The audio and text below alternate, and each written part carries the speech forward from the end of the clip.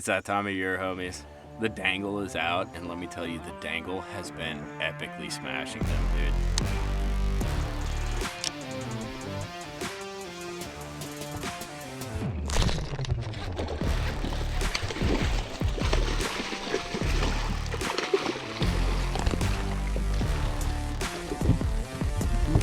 Big, fat badonkadonk, dude. It is the spawn, and that means looking at them, catching them, 1v1, largemouth, spotted bass, smallmouth fishing. Absolutely epic. It is one of the most fun things for me, dude. I think it has to do with my Florida background, but let me tell you, I have a lot of experience sight fishing, looking at them up shallow, and I want to share some of that with you today because there's a few little things that you can do to catch more fish when they're spawning, when they're up dirt shallow, and they're super easy tweaks. You will catch bigger and more fish. Hit that like and subscribe button. I'm going to show you some of the trade secrets to bed fishing. So I'm an extremist. I'll probably get flagged. I take that back. I shouldn't say that. Number one, I am one of the most stubborn people you ever meet. I will sit on a fish for like 3.5, 4 hours, dude. I have a lot of fun doing this. It's 1v1. You're looking at them. You're studying their behavior, how they act, how they react to your bait. It's intense, dude. And you can have some of the biggest rewards of the year catching and actually seeing, almost like active target forward facing sonar. You see the fish before you catch it. Where do you actually look for these fish? Well, most people are kind of just trolling around, tooling around the bank and they actually see a spawning fish. I actually go to the extreme on two different ends to actually find spawning fish. One, you can see we're in a pocket. I go dirt shallow, dude. Like, I gotta put my ghost, raise it, and I'm kicking up dirt, so I actually screw up the flat behind me, so you gotta be real subtle. But I will get dirt shallow. Because oftentimes, what a lot of guys don't know, especially if you're on grass lakes, is you'll have kind of two sections of grass. You have the outside edge, you have the middle, and then inside the middle, there's another edge. There's an inside edge to grass, and once you hit that inside edge, you get hard bottom, and you get sand or rock or gravel. And a lot of times it's way back in there, but that's exactly where they bed, and a lot of guys don't want to go back there. The other thing that I'll do, and this is especially pertinent as we get later into the spring, is I'll look a little bit deeper. The ones that are hard to see. The water might be super clear, but they're down in 5 feet of water. You don't even see the bass itself. You kind of just see this dark shadow roaming around. You need the correct conditions. You need flatter conditions. You need some pretty high sun, but it's two ways to sort of tap into the fish that not everybody is seeing. And that's the biggest key with bed fishing. John Cox does it all the time. He will get in some crazy stuff with that tin boat of his. And he's literally, those fish are doing the same thing that everybody else is catching more towards the main lake, but they're further back or they're out deeper. You're just kind of varying that process, finding the right fish. You know, you'll see a lot of fish that are on beds and maybe you'll go by them and they'll swim off, you know? Okay, cool. That fish is gone. Maybe not. One of the biggest keys, and that's why I love my power poles, one of the biggest keys to bed fishing, and it drives you absolutely nuts, is patience and being stubborn. Like, you want to embody your inner jackass, dude. You want to be the most stubborn angler out there, because here's what happens. These fish, especially in clear water or in high pressured lakes, are very spooky. You know, they're super shallow. They see a 20-foot boat, a 15-foot boat. They hear brrr, they hear all this disturbance, this chaos, and they're like, dude, I got a GTFO, man. Like, something's going down. But they're sort of instinctually driven to be on that bed. So guess what's going to happen? They're going to come back. Now, it might take 3 minutes. It might take 5 minutes. But the trick is, oftentimes, when I see that, when I see what looks like a bed and I actually try to spook the fish because it's a lot easier to see them when they move. When I spook that fish and he darts out, the first thing I do is I double tap my power pole button. And I drop those power poles and I stop. And I spend about 5 minutes per, especially if it's a decent one. I'm looking for the right fish, 3 pounds or bigger. If it's the right fish, drop those power poles and wait. Two things are going to happen. One, you're going to see if that fish comes back, and that's going to tell you a lot about what's happening. Are these fish kind of locked onto the beds? Are they doing their thing? And two, I almost 100% guarantee you, when you do that and you wait 5 minutes, as you look around where you're at, you're going to see another 3 to 5 fish. It's absolutely crazy how many fish we miss when we're just moving along the bank and going down. You see one, I guarantee you there's 5 to 10 more. Literally, I was out with a swimsuit girl, and I found like a 3-pounder on the bed, about 10 feet in front of me, power pole down. I'm flipping. I'm like, man, I can't catch this fish. I need to figure out a different way to work it. I look literally 2 foot off the boat to my right, and I see a dark shadow in deeper water. And I'm like, no way. So I just locked my eyes on it. Sometimes this is kind of weird, but you kind of look to the side. Yeah, don't do that too long. Your eyes get stuck like that. But you look to the side, you'll see things differently, and you can see the shadows a little bit differently, especially with polarized glasses. And I watched it, and I saw a slight movement in the back. And I'm like, yeah, grass doesn't move like that. That is a bass fish, and it was a 4.5 pounder. So being very detail oriented, when you see one, there are more. So let's talk about baits. Baits is a big deal. Now, the most standard and still my absolute favorite is this guy right here, the old school Texas rig. And I actually got, this is my buddy Jacob Wallace design. This is the boxer craw, which I have been absolutely loving on bed. Not a big fan of things that have like flappers on them, but this has these little punching gloves, so it waves at the fish and sort of stands up, but it doesn't like kick. Because the other thing too is when you're pitching to these beds, you're oftentimes pitching maybe like a foot or two past. You want that bait to go straight down. You don't want it to swim too much. There's what we call the juice spot or the sweet spot. It's that maybe 5 to 10 inch circle or square on that bed that those fish lose it when you get in there. It's like their little personal space zone, right? So like you got somebody next to you and they're like 5 feet away and you're like, this is cool, whatever. All of a sudden, dude's all up next to you, like rubbing elbows, and you're like, bro, you need to step the back. Like, what are you doing, dude? Like, let's push it back. That is the spot that you are looking for with this dangle. So the Texas rig. One thing that I do different. So I got this on 20-pound fluorocarbon. Sometimes I'll go down to 15, especially if the water's super clear and there's not a bunch of cover around. But the trick is pitching past the bed, number one. Number two, using either a light enough or heavy enough weight. 3/16 is probably the best all-around weight for down to maybe say like 3 or 4 feet. Start getting deeper than that, like 4 to 5. Some of those deeper beds we talked about, 5/16 or maybe even 3/8. Now there's sometimes when, dude, that chicken turkey is going crazy, dude. Sometimes I will go to a 3/8 even if I'm up shallow, and that'll relate to the fact that this fish is really nose down on the bed. I really want to disrupt that bed. I really want to dig into the sand and dirt that's there, so I want to use that heavier weight to sort of dig and bulldoze in. But the Texas rig is really great because it's easy to pitch. You can put it on a bait caster, super easy to work with. Now, what is one of my sneak techniques? One, and I think a lot of guys know this one, instead of using your rod tip, use your line. So you have this line right here on the rod. You pitch that bait, you get it on the bed. Instead of using your tip to go shake, shake, shake, you actually use the line, just like that.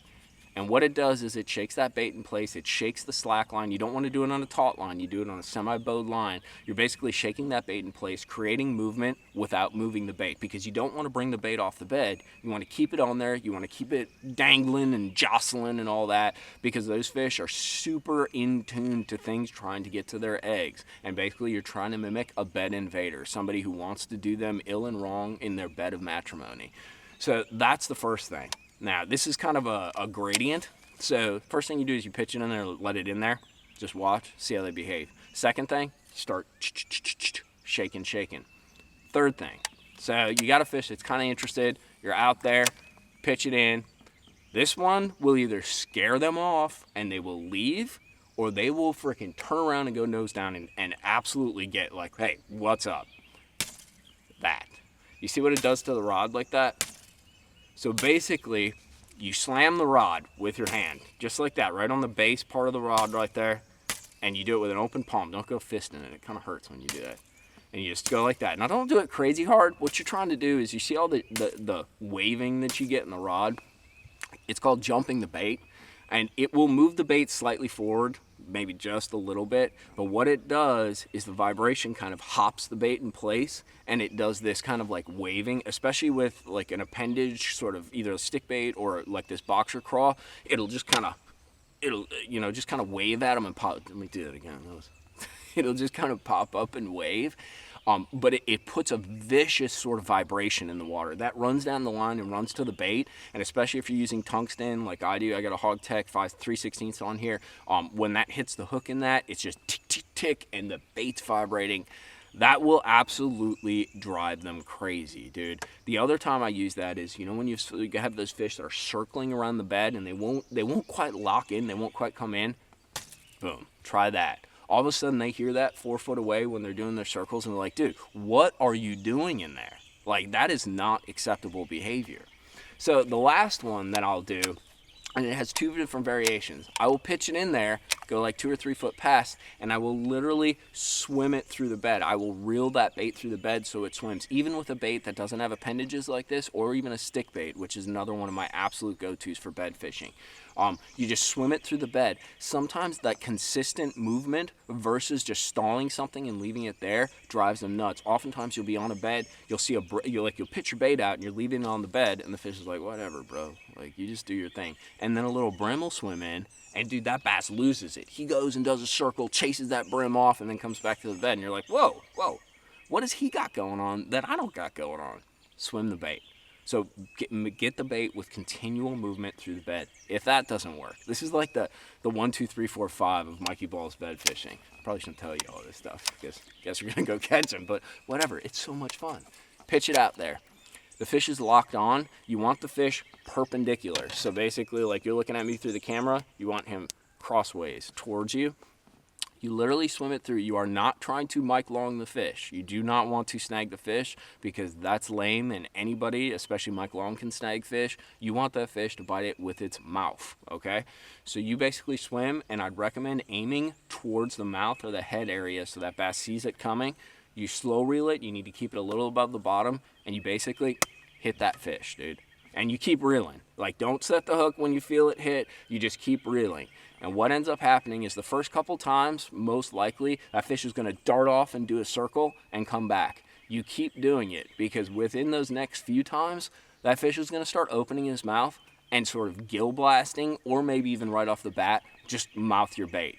And that's when you really, this is tricky, you got to feel for him to actually get it. Because sometimes, like, you have these little appendages on the boxer crawl like this, which are awesome for bed fishing, but they'll actually just bite those appendages and rip those appendages off. So you basically want that fish to engulf it. But you swim it through, you hit him, keep on swimming. And you're doing this, it's like 1, 2, 3, 4, 5. It's taken me 10, 15 times sometimes to actually get a fish to bite it doing that.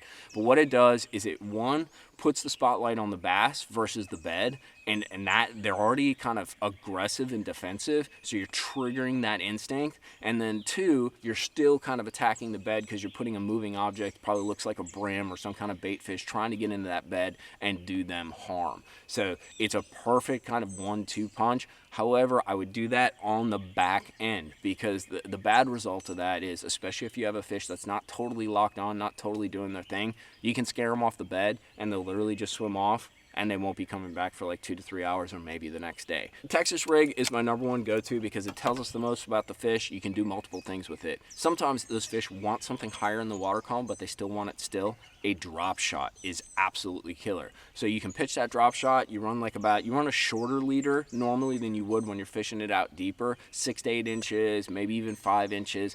But you basically run that bait up. Oftentimes you're doing it on spinning tackle, so keep that in mind around heavy cover. But it basically elevates the bait on the bed, puts it right in their face. Sometimes these fish are not nose down or not laying flat down on the bed. They're up a little bit higher, and basically you're just shaking that bait right in the bed. The sneaky thing you can do with that drop shot is absolutely kill it. Do not use floating style baits with that drop shot. Use a standard plastisol with salt in it, because what you can do is you can keep that line taut and keep that bait high in the bed, and then you can just put a bow in the line, let that bait slowly sink down just like a weightless bait. Allows you to be more accurate when you're pitching to some of these holes. It's also a great way to blind fish bed fish. So you see like an open hole, you see like a light spot, you can just pitch it to those spots. It's very easy to work with. The other one too, and this is a classic, it's a wacky rig. One thing that I do different with a wacky rig is instead of rigging it weightless, what I'll actually do is put a little nail weight in it. So it's sort of a modified Texas rig. And when I say a little nail, I mean like nothing. Like just I actually cut off like the nose of my lead Nico rig weights, and I just put that in there. So you still get this very slow fall, because sometimes they want that slow fall, but it allows me to get that slow fall, and then in that same cast, it's down on the bed, and I can just shake slackline into it, and that bait just kind of waves at them. And I'm using those VMC harnesses. It just makes it easier to work with the bait, as well as I can hook it either perpendicular, or I can hook it with the bait if I'm around a lot of grass and I want to protect that hook a little bit more. Those are my main go-tos. There's other sneaky things. Sometimes I'll get out a glide bait, not so much for catching fish, but to make them aggressive. If you have open water, you'd be amazed. You get out like a 7-inch Riveter C, any of your bigger, sort of big, medium-sized glide baits.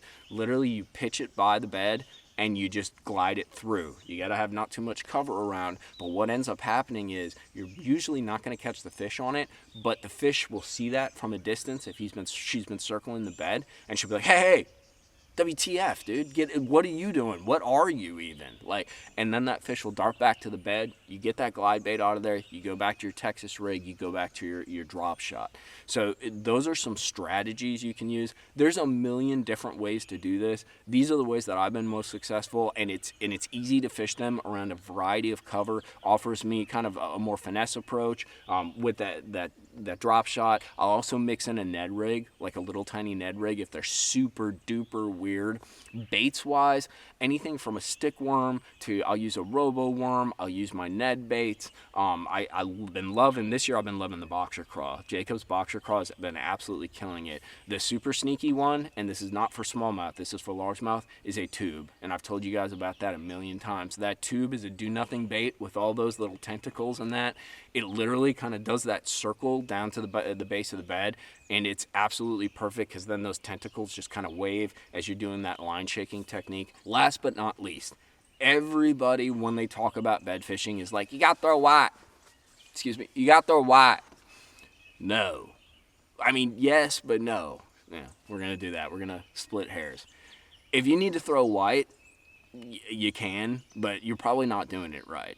You should be able, I think a lot of you guys are fairly experienced anglers. You know where your bait is when you pitch it out. Like, you should be pretty keyed in. Not only that, oftentimes these beds are light spots. They're like little sand spots. They're on the top of a rock that's been swept off. They're brighter, right? So if I throw a green pumpkin black bait on top of a bright spot, I'm going to see that green pumpkin black bait. So that's just the reality. So when it comes to that, I don't really see white as essential. I can see my baits and I know where they are.